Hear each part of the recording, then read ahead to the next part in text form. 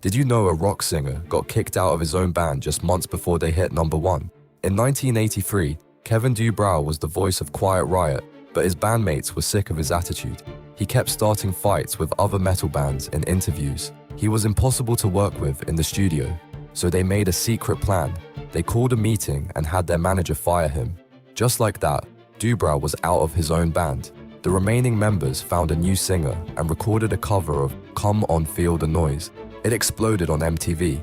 The song hit #1 on the charts. Meanwhile, DuBrow sat in his apartment, watching his former band become superstars on television. Without him, he tried to start a new version of Quiet Riot with different musicians. He fought in court for years to get the band name back, but the damage was done. When they finally reunited, the trust was broken forever. One moment of betrayal destroyed what could have been metal's biggest success story. Follow for more rock music history.